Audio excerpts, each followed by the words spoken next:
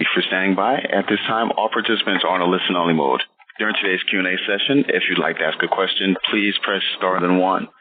Today's call is also being recorded. If you have any objections, you may disconnect at this time. Now I'd like to turn today's meeting over to your host, Mr. Luke Reynolds. Thank you. You may begin. Good morning or good afternoon, everyone. Thank you for joining our webinar. Purpose of our webinar today is to encourage more financial institutions to develop relationships with law enforcement to address or redress elder financial abuse. Before we get started, just want to remind everyone that there is 2 steps to participate: calling a conference call number and joining on your computer. If you're not able to access on the computer, it's probably because of a firewall issue. You do not need to worry. We sent out the PowerPoint yesterday. You can listen and follow along with the PowerPoint. Again, don't worry if you're not able to access the WebEx portion using your computer. If you did not receive the PowerPoint yesterday, please email us. Any email you have for us works, including communityaffairs@FDIC.gov or my email address. And to a quick introduction to WebEx, you will see, if you're able to access WebEx, you'll see on the right panel, there's a section for Q&A and chat. If you have any questions during the webinar, please type questions in there. We're going to select a very few at the end to answer, assuming we have time. I'd like to now turn the program over to Emerson Hall. Emerson? Thank you, Luke. My name is Emerson Hall. I'm the Acting Associate Director for Community Affairs at the FDIC. Elder financial abuse is widespread. It's a serious crime, not just because of the financial impact, but on the emotional well-being and sense of independence of older adults. As a deposit insurer, FDIC has a unique role and strategic voice to facilitate the dissemination of objective, quality strategies and resources that can be adopted throughout the nation's banking system. To that end, our guest speakers will discuss resources that we trust will help you develop stronger collaboration to prevent and address elder financial abuse. As you will see from the agenda on slide 4, we will start by a close look at elder financial exploitation. Then we will hear from an on-ground investigator who will share her perspective about how banks can be helpful in law enforcement investigations of elder financial abuse. That will be followed by an introduction of how recent developments in elder financial justice can benefit local community efforts. What can you do when this webinar is over? We have a few ideas for you. First, you will hear how to get involved in elder fraud prevention and response networks. Then, we will introduce you to a free resource to help educate those at risk while encouraging advanced planning. Besides being an educational resource, it is a valuable tool to promote collaboration between banks, nonprofits, law enforcement, social service organizations, and other key organizations in their community. We are pleased to join with CFPB today's webinar. I am joined here with Stacy Cannon, Assistant Director of the CFPB. Stacy, would you like to say a few words? Sure. Thank you so much, Emerson, and thanks to you and your team at the FDIC for co-hosting today's webinar with the Consumer Financial Protection Bureau. Today is another example of our excellent partnership that we began back in 2012. I'd like to welcome everyone today and thank you very much for joining us. The large number of registrants is wonderful and shows how seriously financial institutions and others are taking the problem of elder financial exploitation. I have the honor of leading the Office for Older Americans at the CFPB. The top priority for our office since we opened our doors in 2011 has been to develop strategies and programs and to conduct research to find ways to help prevent and improve responses to elder financial exploitation. You're going to hear a lot about a few of our recent efforts today from our team member, Jennifer Twain, including the update of the Bureau's 2016 Advisory for Financial Institutions for preventing and responding to elder fraud. We released the updated advisory on July 17th, and you can find it on our website, consumerfinance.gov. As Emerson mentioned, as financial regulators, we have the unique opportunity to help financial institutions protect their older account holders from fraud, which the Advisory for Financial Institutions aims to do by offering an array of recommendations and best practices. Before I pass the program to Jennifer Duane to start the presentations, I'd like to thank our speakers today, Richard Goldberg, Andrea Higgins, and of course, my staff member, Jennifer Duane, David Ramos of the FDIC, and a special thanks to Luke Reynolds of the FDIC, who has been a terrific partner with us, not only in planning and preparing, but also creating and distributing our award-winning, recently awarded Money Smart for Older Adults program. Thanks, and I'm going to pass it on to Jennifer. Great. Thank you, Stacy, and thank you all at the FDIC for co-hosting with us. And thanks to all of you as well for taking the time to join us today. I'm Jennifer Duane. I'm Senior Program Analyst in the Office for Older Americans at the CFPB. First, I want to just briefly show you our disclaimer.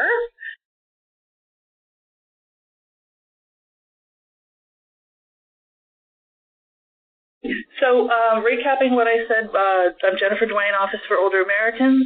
We develop tools and initiatives and resources for older people who we describe as adults age 62 and older, but we also have a secondary audience, which we consider a primary audience, and those are people age 45 or so plus who are the adult family members, sometimes financial caregivers of older adults, and who also are presumably the next wave of older adults. So we look at a broad spectrum of constituents here. Our goal is to protect older consumers from unfair, abusive, and deceptive practices, and also financial exploitation is a major priority. As Stacy referred to, we had an announcement last week of an update to our advisory for financial institutions on preventing and responding to elder financial exploitation. The focus of the advisory is on the reporting of suspected EFE, I'm going to refer to it, elder financial exploitation, EFE, by banks and credit unions, depository institutions primarily, to appropriate local, state, and federal responders. The advisory provides new information on reporting that is based on federal and state legislative changes, including statutory charts. So that's the brand new info. It also highlights findings from our analysis of SARs that have been filed on elder financial exploitation, which I will go over some of those highlights in just a moment. But first, I would like to just provide a brief primer for those of you who are new to elder financial exploitation, or EFE. There are many definitions of EFE out there. We use a very simple one: the illegal or improper use of an older person's funds, property, or assets. There is a whole range of perpetrators, from offshore scammers to those closest to the older adults, such as family members or caregivers. We basically divide these up into persons known to the older person and strangers. So there's two categories. There's been quite a lot of studies done in the past few years. It's increasing, thankfully, but studies are showing that this is what we're seeing is the tip of the iceberg, a phenomenon. Only a small fraction of incidents are reported to authorities. One study showed that only 1 in 44 cases was reported to an entity that could provide services to a victim. And the estimates of annual dollar losses vary widely. Some studies from a few years ago estimate $2.9 billion annually to a more recent study of $36 billion. Let's talk about suspicious activity reports. For those of you bankers on the phone, many of you would be very familiar with them, but I also know we have an audience of law enforcement and others who may not be as familiar, so bear with me. The Bank Secrecy Act mandates that financial institutions report suspicious activity that might indicate criminal activity. And these reports are made to FinCEN, the Financial Crimes Enforcement Network, which is a bureau within the United States Treasury. SAR filers include banks, credit unions, money service businesses, broker-dealers, securities broker-dealers, and others. Access to these filings, suspicious activity reports, and knowledge of their existence is strictly limited to law enforcement and financial regulators. And law enforcement can use SARs information in the SARs to trigger investigations and to support ongoing investigations and to identify subjects. I also want to mention that in 2011, this is a really great resource if you haven't seen it previously. FinCEN issued an advisory that noted that SARs are valuable avenues for financial institutions to report. There is a comprehensive list of transactional red flags signaling EFE. There's also behavioral red flags listed in there. So if you have not seen that, you can, I imagine, search the FinCEN Advisory 2011. We also recently had an update to that advisory, which is a memorandum on financial institution and law enforcement efforts to combat elder financial exploitation. For those of you that are furiously taking notes, fear not, we will send out links and tell you where to go find all of this a little bit later in the program. FinCEN in 2013 introduced the electronic SAR filing form, which now includes a designated category for elder financial exploitation. This makes it much easier for investigators to go in and search by this particular topic. It's a quantum leap forward in terms of reporting in this country. The EFE SARs provide a clear and complete and concise description of activities that is included in the narrative field, and then there are other fields as well.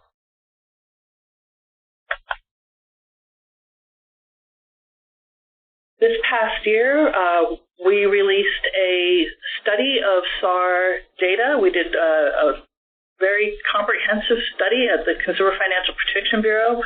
We actually we analyzed the limited structured data from all elder financial exploitation SARs dating back from April 2013 right through to December of 2017. That was 185,214 SARs that were filed by all types of filers, including depository institutions. We took a random sample. We read full SARs transcripts of a representative sample of over 1,000 SARs. We analyzed numerous data elements that allowed us to make findings about patterns, issues, and the amounts involved.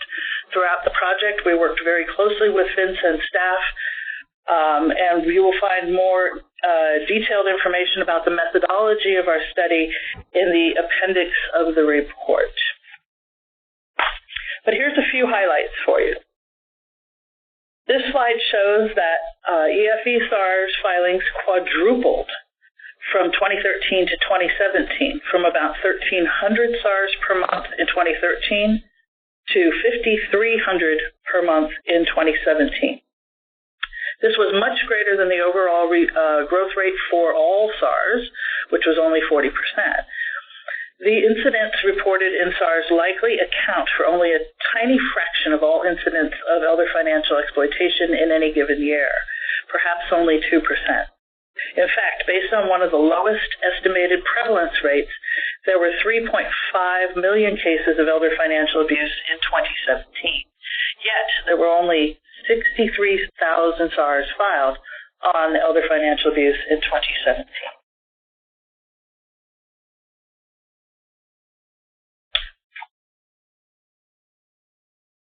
And as you can see here, financial institutions reported a total of $1.7 billion in suspicious activities in the year 2017.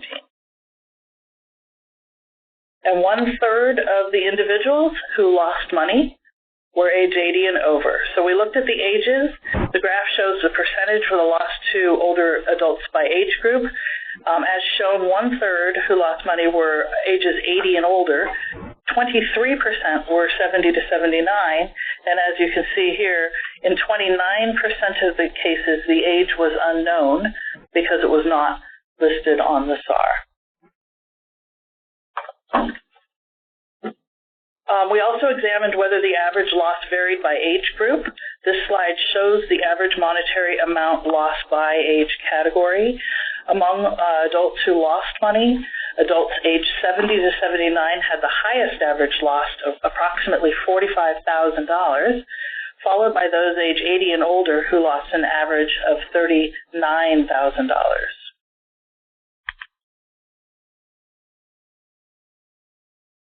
The SARs also identified a variety of suspects. Half of the SARs identified a stranger either located in the U.S. or internationally as a suspect. 36% identified persons who were known to the elder. What's not shown here is that approximately 14% of all SARs do not provide enough information to determine the relationship of the suspect to the targeted older adult. Another important finding to note is shown here in the 3 lighter green bars down below.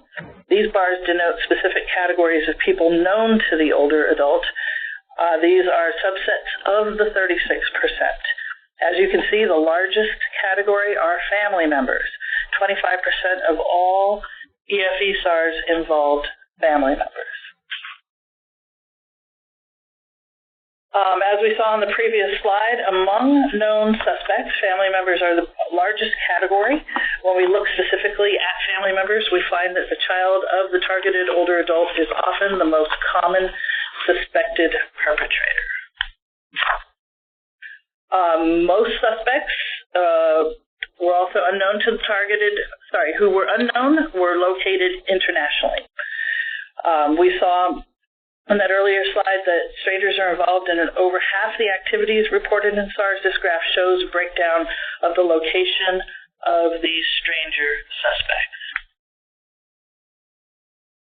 And this is a very important slide. They're all important. This one is extremely important. Fewer than 1/3 of the SARs indicated that the filer reported the suspicious activity to a local, state, or federal authority. Slightly more than half of depository institution SARs indicated that the depository institution reported, but only 1% of MSB SARs indicated that they reported to any authorities. We don't know for sure that almost 3/4 didn't report, but they didn't say that they did in either the law enforcement contact part of the SAR, the field in the SAR, or in the narrative portion. If financial institutions or filers don't notify first responders, those responders are less likely to have the opportunity to take action to help the victim and prosecute the perpetrator. We see this as a potential missed opportunity. So the implications and next steps. SARs indicate that EFE is widespread and damaging. This highlights the need for strong interventions by financial institutions, law enforcement, social services, and the involvement of policymakers. We found that FIs are filing more EFE SARs, but in most cases the SARs don't indicate that they are reporting EFE to law enforcement or adult protective services. Again, a potential missed opportunity to strengthen prevention and response to victims. EFE SARs are definitely a useful untapped resource for monitoring and for measuring the incidence of elder financial exploitation. The types of suspects, activities reported by money service businesses, MSBs, and DIs, they differ significantly, so interventions can be tailored accordingly. And also, law enforcement is becoming increasingly aware of the existence of SARs that are being filed on elder financial exploitation, remembering that only started in early of 2013. So awareness on the ground is increasing, and law enforcement through some of the work that's going on around the country that you'll hear about in a little bit. They are learning to mine the databases of SARs to be more proactive in investigating cases and bringing about more prosecutions. So with that, I'm going to turn the program over to Andrea Higgins. Andrea, take it away. Great. Thank you so much, Jennifer. I appreciate it. Thank you all for joining us today. My name is Andrea Higgins, and I'm a criminal elder abuse investigator with the San Mateo County District Attorney's Office in Northern California. I've been in law enforcement for almost 20 years, the last 7 of which I've spent working on elder abuse issues throughout the country, but specifically in my little county in Northern California. Here's my official disclaimer, which is essentially that if you have any questions or concerns about what I talk about today, please let me know. So we talked a little bit during Jennifer's presentation about SARs. I'm going to drill down a little bit more specifically into how law enforcement can use this tremendous resource of suspicious activity reports, how they can add to criminal investigations, and how they really create an opportunity for financial institutions to collaborate with law enforcement. So what is a SAR? The Bank Secrecy Act mandates that financial institutions report certain categories of suspicious transactions that might indicate criminal activities to FinCEN. The reports are called suspicious activity reports, and they may contain crucial information like account numbers and the names of others involved parties, as well as a description of the suspicious activity and the results of any investigation into the activity. FinCEN allows law enforcement officers, sworn law enforcement officers who are investigating a crime, to request SARs related to their suspect's associates, and their suspect's businesses. So why do SARs get filed, or when do SARs get filed? A financial institution may be required to file a SAR if it knows, suspects, or has reason to suspect a transaction conducted or attempted by, at, or through the financial institution involves funds derived from illegal activity or attempts to disguise funds derived from illegal activity, is designed to evade regulations promulgated under the Bank Secrecy Act, lacks a business or apparent lawful purpose, or involves the use of the financial institution to facilitate criminal activity. These are really broad categories, and they cast a wide net. If you're investigating a financial crime, these categories are exactly what you're looking for when it comes to getting background information on your suspect. So what do SARs include? On the SAR, filers include essential facts about the reported suspicious activity, including dates, location, and transaction amount. Further, narratives within the SAR may include account numbers and references to supporting documentation, as well as information about individuals suspected to be involved in the suspicious activity. These are all really crucial pieces of information for us to have on the law enforcement side as we're looking into our elder financial exploitation investigation. Now that we know a little bit more about SARs, what do we do as law enforcement officers once we have the SARs? Each SAR has an accompanying case number and usually a contact name and number for the SAR filer. Reach out directly to the filer and request the entire file related to the SAR. SAR files have to be kept for 5 years, and financial institutions or filers are required to give you the complete file without a search warrant or other court orders. Most filers are thrilled when you request a SAR because they've been waiting for someone to pay attention to this suspicious activity. The SAR file, not the SAR itself, is really the basis for your continued investigation as a law enforcement officer. It will have far more information than the SAR itself, and it may detail investigative steps the filer has already taken, which may save you significant legwork and refine your investigation. So truly, the SAR is a pointer. It simply points you in the direction of the SAR file. The SAR file is the destination and the source of the information for your investigation. What can SAR files add to your criminal case? They can help you confirm your suspect has engaged in suspicious financial activity in the past. They can show a pattern of criminal behavior your prosecutor may be able to use against the suspect, even if those actions aren't charged. They can help identify other potential victims of current or previous fraud schemes. They can pinpoint other businesses that you may not be aware of that your suspect has been connected to. They can help locate potential co-conspirators, and ultimately, they can give you probable cause for search warrants and subpoenas, which for us on the criminal investigation side, those are really the foundation that we build most of our elder financial abuse cases on. Sometimes they can also show you other financial accounts that you weren't aware of that your suspect has access to. You may be able to include those accounts in your search warrant, or you may be able to freeze the assets in those accounts before your victim's money is exhausted. So, almost more importantly, what do we not do with SAR information? Access to SARs and their use is restricted under federal law. Knowledge concerning the existence of a SAR is strictly confidential and is generally limited to law enforcement and financial regulatory agencies.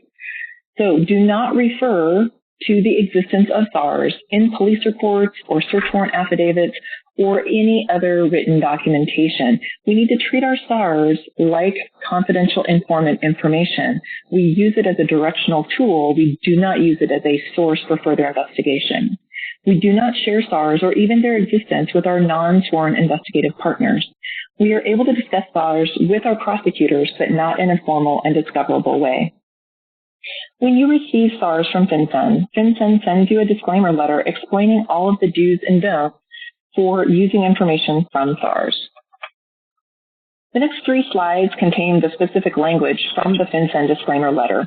It's very dense information, so just to highlight the key points. Law enforcement personnel may use the information reported on a SAR in connection with any official investigation or other law enforcement function. However, there may be no disclosure of the fact that a SAR exists or that a SAR has been filed to any person outside of the law enforcement agency. Now, I know this sounds a little bit confusing in terms of then if we have this information but we're not supposed to use it, how do we use it?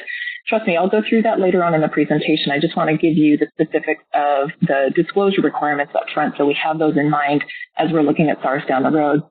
Disclosure to the subject of the SAR to third-party agencies, i.e. non-sworn law enforcement folks, or to persons who seek information as part of discovery requests or subpoenas are generally prohibited. Therefore, law enforcement personnel that use SAR information as part of their investigative efforts may not confront an account holder or customer of a filer with a SAR or include a SAR as an attachment to an affidavit or other legal document.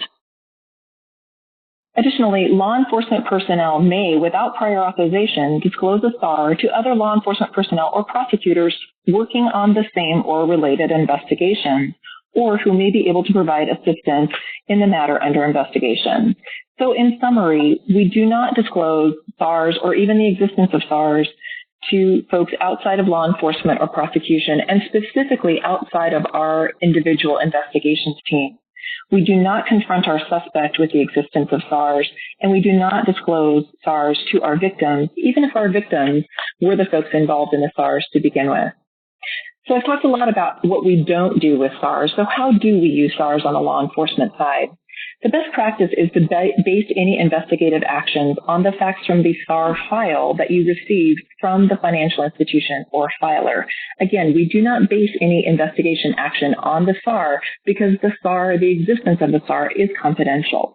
So for example, once you have the SAR file and you've reviewed it, when you're documenting in your police report or writing your search warrant affidavit, it would look something like this. On this date and time, I received information from Jane Smith at Bank of the Bank indicating that my suspect conducted suspicious banking transaction on date related to account number XYZ. Based on this information, I believe X number of crimes occurred, or I request that the court allow this financial institution to release the related records to me. So we use the SAR file for our basis of information, not the SAR. We use the SAR as a pointer, as an investigative tool, but we do not use the SAR as a source for our investigative action. So how do we get SARs or Bank Secrecy Act data?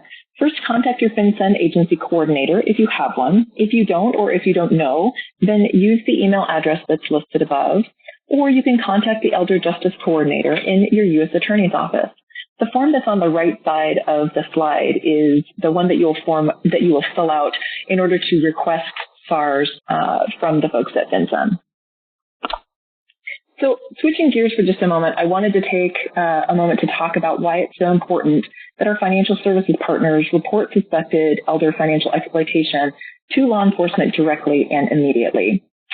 First, reporting fully to APS can create an unnecessary delay in the case being investigated and may result in the case not coming to law enforcement's attention at all. It can take significant time for APS social workers to review reports of abuse, contact the older adult, determine if there's merit to the allegations, and then determine if the case is potentially criminal. Also, not all social workers may have had training on applicable criminal laws related to EFE cases, so they may not always be referring cases to law enforcement that should actually be reported. Additionally, the delay in reporting to law enforcement can have significant negative effects on our victims. For example, the delay can allow additional victimization, both financial or otherwise. 70% of elders experiencing elder financial exploitation are being abused in other ways. Also, once the suspect knows that there's an investigation, for example, if APS has already made contact, they will take steps to hide or spend the money, and they may escalate the other existing abuse.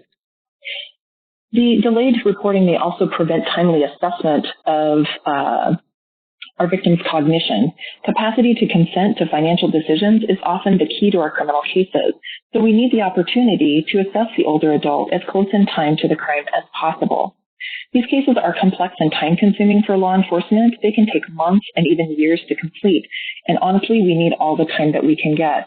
And the reality of it is that many of our victims can pass away before our cases are prosecuted if there's a significant delay in reporting. So really the best practice is for financial institutions to report suspected elder financial exploitation to both APS and law enforcement simultaneously. This allows the agencies to potentially co-investigate, which provides a better outcome for the victim, who is typically your customer, and also for the criminal prosecution.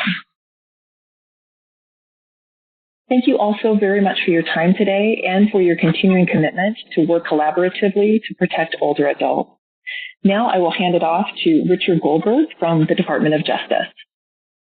Hi, Andrea. Thanks so much. I really appreciate the useful information you provided to everybody.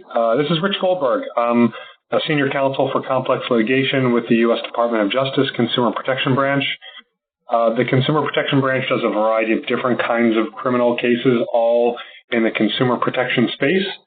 And unfortunately, I will have to call out the slide number because I don't have access to the WebEx platform. So you'll hear me say the slide to move on. So I apologize to the audience for that. The upshot of my presentation, and I'll go through it in detail, but the upshot is sort of twofold. For the financial institutions on the line that are charged with the responsibility of investigating and filing suspicious activity reports, know that your efforts are not in vain. You are not sending those suspicious activity reports into a black hole. Law enforcement is using them, especially, I can't speak to other areas. I know that they are being used in other areas, but in the elder financial exploitation space, they are being used extensively by federal, state, and local officials. Especially, I'll be able to talk in detail about the uses that federal law enforcement are putting to those suspicious activity reports. So the second point is for the law enforcement audience on the line, if you are not using suspicious activity reports, then you are missing out on some of the most vital intelligence in the elder financial exploitation space. I would encourage you to review reports on a periodic basis, if not a frequent basis, to set up, especially if you're in a specific geographic territory, set up a scheduled search so that you receive on an ongoing basis new reports of SARs that come in your territory, because it is, as Andrea said, critical that we receive these in a timely way so we can actually do something about both the perpetrators and the victims to stop ongoing victimization. So we can move to slide 39, and frankly, we can skip that picture of the Department of Justice building to slide 40. I'll talk first about the Elder Abuse Prevention and Prosecution Act. Don't worry, I'm not going to go into a lot of legal detail. Basically, EPA is a law that was enacted in 2017 to encourage and assist in the prosecution of elder justice matters in the Department of Justice and its law enforcement agencies. And on slide 41, I talk about some of the primary elements of EPA. In part, it requires that the department create a position, a National Elder Justice Coordinator position, which was filled right away by Tony Bacon. and she has done a phenomenal job of leading at the highest level the department's efforts in the elder justice area. It also requires a report to Congress on a yearly basis of all of the department's efforts in the elder justice space. There was a report last fall, and it outlined many of the efforts that the department is engaging in. One of the other key components of EPA was it required that for every federal district across the country that the U.S. Attorney's Office fill the position of an elder justice coordinator, and there are likely a number of elder justice coordinators who are on the line. And I can speak from experience that this group of assistant U.S. attorneys across the country is enthusiastic and eager to work with financial institutions to learn of crimes occurring that are victimizing, whether fraud or physical abuse, or other kinds of elder justice issues against members of the community. And they're also interested in outreach to financial institutions, to non-governmental organizations and others, and potential victims themselves, to get the word out on the types of schemes that are prevalent, that are victimizing individuals in their territory. So I would encourage folks, feel free to get in touch with your elder justice coordinator. You can reach out to your U.S. Attorney's Office, and they should be able to identify who is the elder justice coordinator in your territory, in your area. So the next slide goes through a number of the roles. Slide 42 goes through a number of the roles of the elder justice coordinator, as I laid out, coordinating federal and state professionals, receiving extensive training, and increasing the number of federal prosecutions of these sorts of crimes. The goal of these efforts is to increase the cooperation between the department and the entire community to ensure that the older American community is protected. So if you move on, again, slide 43 has the specific language of the law, which you can read at your leisure as to if you care to read at your leisure, as to what the elder justice coordinator responsibilities are. So let's move on to slide 44. The department is engaged in a number of ongoing enforcement actions, both in the civil and the criminal context, against elder financial exploitation. So if you could go to slide 45, it outlines some of the interagency enforcement actions in which we are engaged. So, for example, in May of 2016, there was a large-scale action to shut down mass mailing fraud schemes across the country and indeed around the world. Because you'll see a theme in what I'm describing.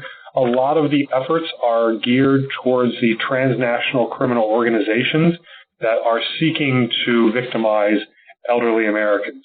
There obviously are a number of actions that are being taken across the country at all levels, federal, state, and local, against the relatives, friends, children, financial advisors on a local level who are taking advantage of older Americans. Now, a lot of the nationwide efforts that are being spearheaded by the Consumer Protection Branch, where I sit, are the efforts against transnational organizations that are committing criminal fraud against older Americans. So all of the actions on this page speaks to those. So again, the May 2016 mass mail fraud. In February of 2018, there was a large-scale elder fraud sweep. In November of 2018, there was a Money Mule initiative. And in March of 2019, there was an elder fraud sweep, which I'll talk about in a moment. And then we also have elder justice cases that are coming out on a frequent basis. And you look to the press releases to talk about those. So why don't I turn back for a moment to the Money Mule initiative from November 2018. This may be of particular importance to the financial institutions on the line. My guess is many of you have seen Money Mules who are receiving the proceeds of elder financial exploitation. These are often domestic individuals who are charged with, who are responsible for receiving the money spent by elderly victims. They receive it and then they send it on to the foreign perpetrator, either directly or indirectly. Those Money Mule SARs are very important to us. They help us to identify these domestic actors, which are easier for us to reach than some of the foreign-based perpetrators. So those are very important, and to designate those as money mule accounts are very helpful for us so that we can search and find those, identify them, and then help to get them shut down.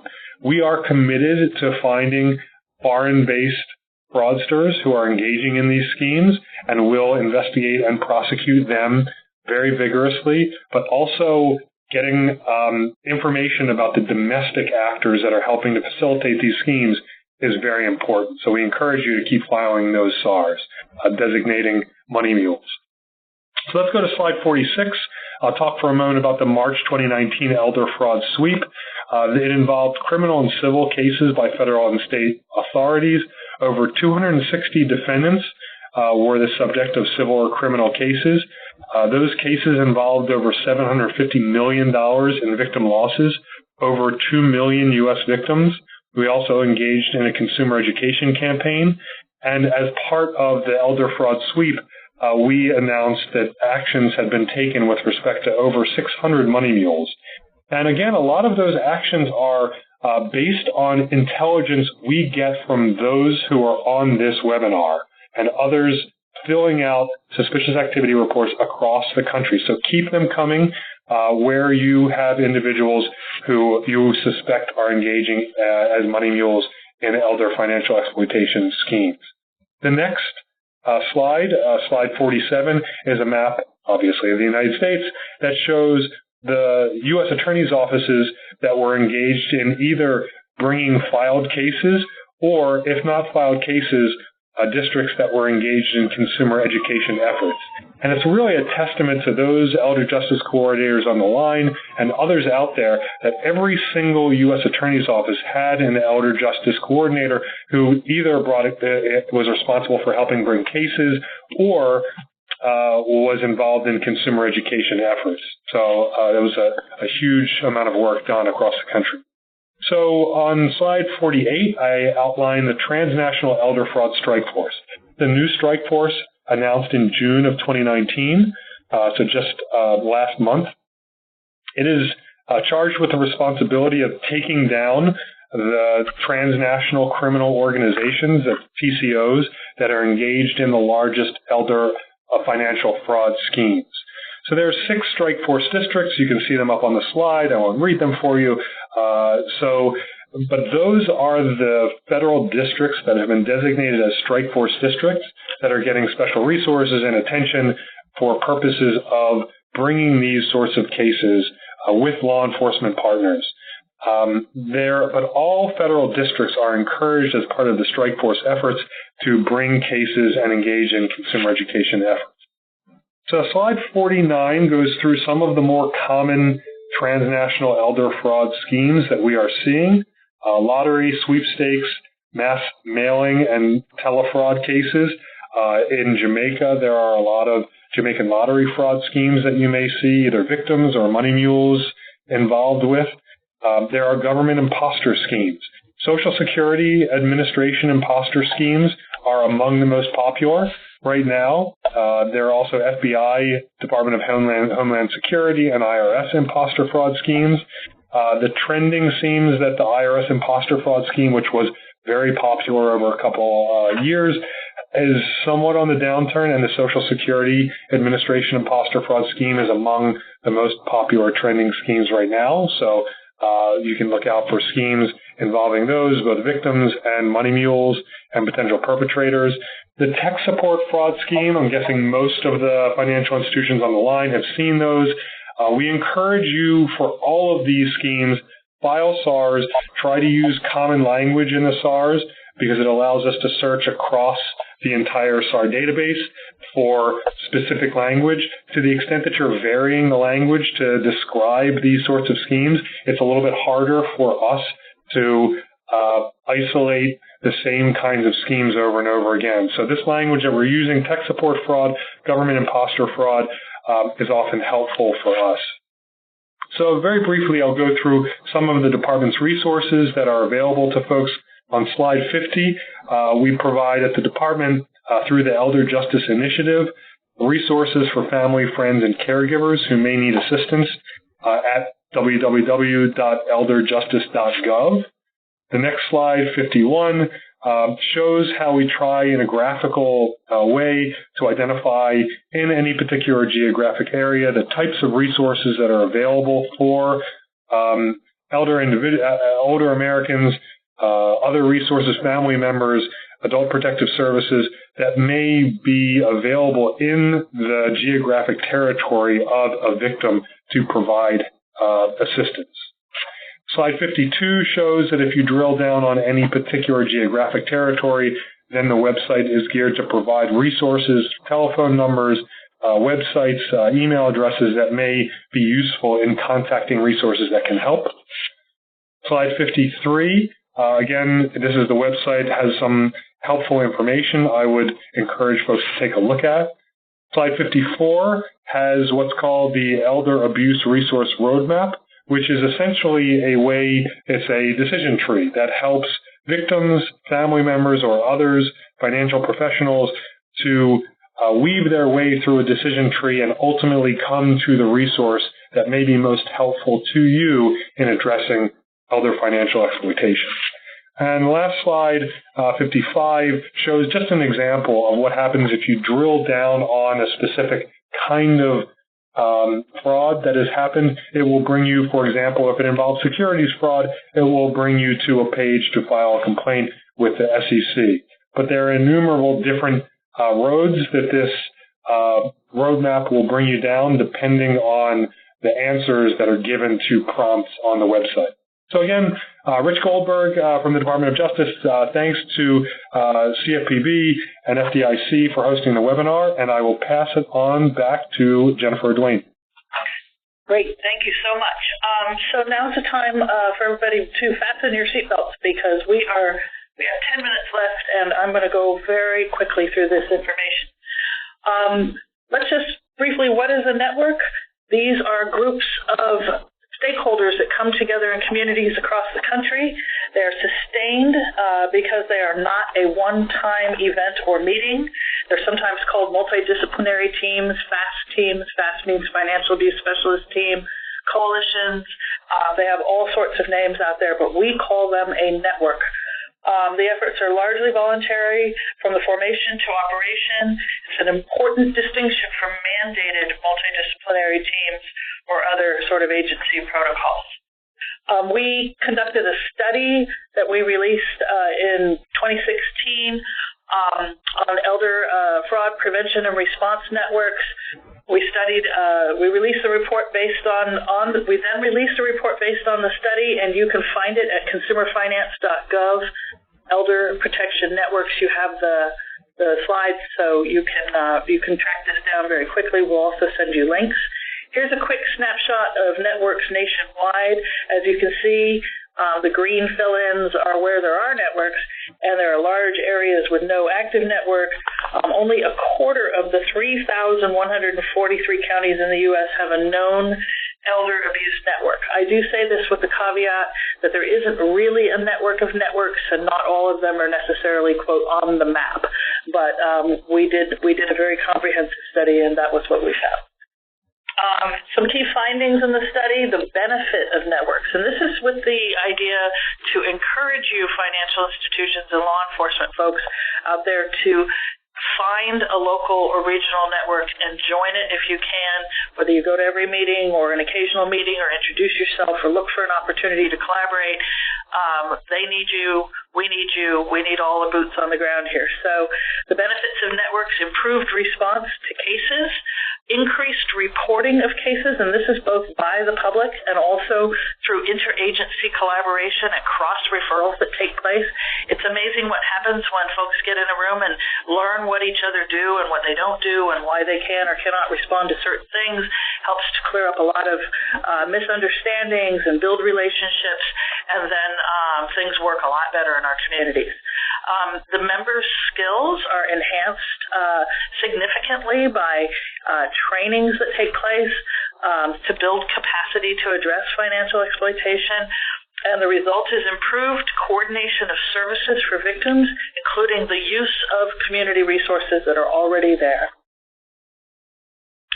Another finding of our study was that The most common ways that networks fight financial exploitation is through community education, raising awareness, and also, as I mentioned, professional training, cross-training between the different entities. And then a very common or be increasingly common way is through case review, which may not be a sort of public entity or public presentation, but there may be members of the team who come together to do case review on a specific case-by-case basis so that they can work together on how best to help the victim and stop the abuse or exploitation. The point of this slide is don't reinvent the wheel. There are a lot of resources already out there for you. We will be sending you some links, but there are resources through the DOJ, through the FTC, through the FDIC, through all of us that you can take and apply to your needs locally. So don't feel that you have to build things from the bottom up. The CFPB Office for Older Americans, started a program called the Elder Fraud Prevention and Response Networks program, and what we've been doing is convening stakeholders in areas where there either are no existing networks or there are networks that would benefit from some support and enhancement. And to date, we have done 8 of these convenings, and you can see the states down below where we've been. More to come. We just produced a report also that looks at those convenings that we have done and has looked back at what those partners have done, which has been very, very encouraging, and lots of innovation and lots of information sharing between them. But the purpose of the report is to share the learnings and achievements from the convenings and encourage the establishment of new or enhance existing networks and to help communities improve their coordination and collaboration between responders and service providers.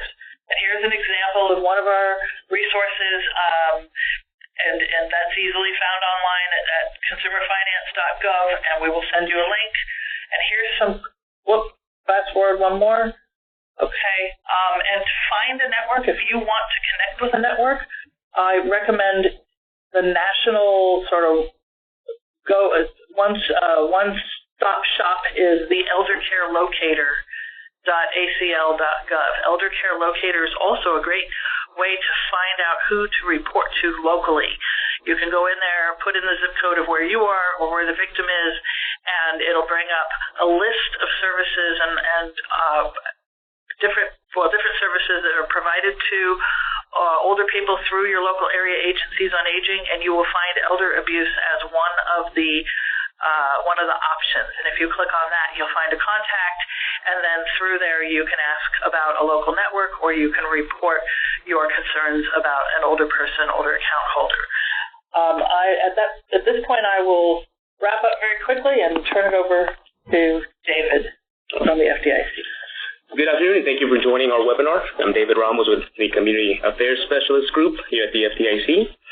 On the slide I'm sharing with you, I'm going to be sharing an overview of the Money Smart for Older Adults curriculum and outline the resources available that support the program learning objectives. The Money Smart for Older Adults curriculum was developed jointly by the FDIC and CFPB as an instructor-led training with the end purpose of raising awareness on how to prevent elder financial exploitation and encourage advanced planning and informed decision-making.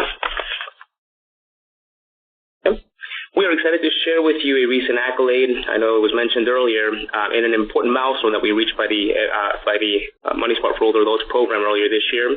The Cabinet Award is presented annually to an individual or organization demonstrating continued excellence in training and education in the field of aging by the American Society of Aging. The CFPB and the FDIC were recipients of the 2019 Gloria Kavanaugh Award for Excellence in Training and Education for its Money Smart for Older Adults program. We're also excited that the MSOA has recently achieved a new milestone, having recently registered 1 million copies in distribution of both print and downloadable materials. Next slide. The program objectives of the MSOA module is that upon completion of the course, participants will be better able to recognize and reduce the risk of elder financial exploitation, guard against identity theft, plan for unexpected loss of the ability to manage their finances, prepare financially for disasters, and find other helpful resources on managing money and reporting financial exploitation. On your screen, you'll see a list of topics addressed throughout the curriculum. Topics such as common types of financial exploitation, scams that target homeowners, thirdly, scams targeting veterans, planning for unexpected life events, and how to be financially prepared for disasters. The MSOA module is made up of 3 components: an instructor guide that is fully scripted, enabling professionals from many disciplines to begin teaching the module right away, a participant resource guide that supports classroom instruction by providing key takeaways and can also be distributed to older persons and others on its own, and the PowerPoint presentation that supplements classroom instruction. Please make note that the instructor guide and resource guide are in 14-point font, making it easier to read, which means that the instructor guide and the supporting material are older adult-friendly documents. Additionally, the material is also available to order in Spanish. The MSO Instructor Guide is designed to prepare and assist the instructor with the delivery of the curriculum. Displayed on your screen are the major areas of the Instructor Guide. I will discuss the first 3 on our list to give you an idea what tools are available to the instructor. The first one, the Presentation Planning Guide, breaks down the module by topic into separate sections. Each topic has an approximate completion time listed to help the instructor plan to deliver the course within the allotted time necessary. The second bullet point, the Instructor Icon Guide, lists the icons used throughout the guide to indicate the activity type related to a specific topic to support participants' learning. And the third one is the Module Overview, which lists the purpose and learning objectives for each section, presentation time, module activities, and training tips to help guide the course. The Participant Guide contains information and activities to help learn the material, tools and instructions to complete the activities, a glossary of the terms, resources on managing money and reporting financial exploitation. Also, the resource guide serves as a standalone handout for distribution to older people and others within their caregiver network. The image on your screen is an example slide from the PowerPoint deck of the actual curriculum titled Examples of Financial Exploitation. The presentation slide provides examples of common financial exploitation practices such as exploitation by an agent under a POA or person in another fiduciary capacity, investment fraud and scams, theft of money or property by family members, caregivers, or in-home helpers, lottery and sweepstakes, like we pointed out earlier. These are just a few examples of many financial exploitation scams that the curriculum addresses to make the audience aware of the various deceptive practices that older adults fall victim to. Additionally, the material aims to provide safeguards to avoid these scams and guidance in the unfortunate event that someone falls victim to such practices. Okay. Money Smart for Older Adults curriculum is a tool designed to be shared with older adults, their caregivers, and the community organizations which support the other population. The delivery options that can be used is first independently by service providers or community organizations.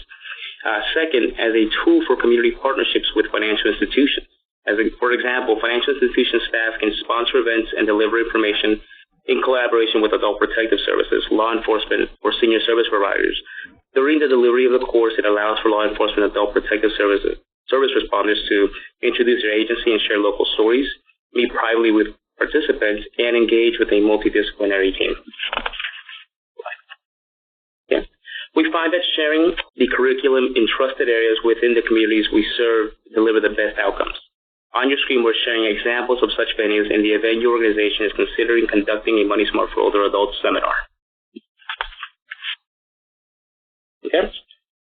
And if you would like to order the material, you can simply download the trainer module from the FDIC's website at the link shown on the screen.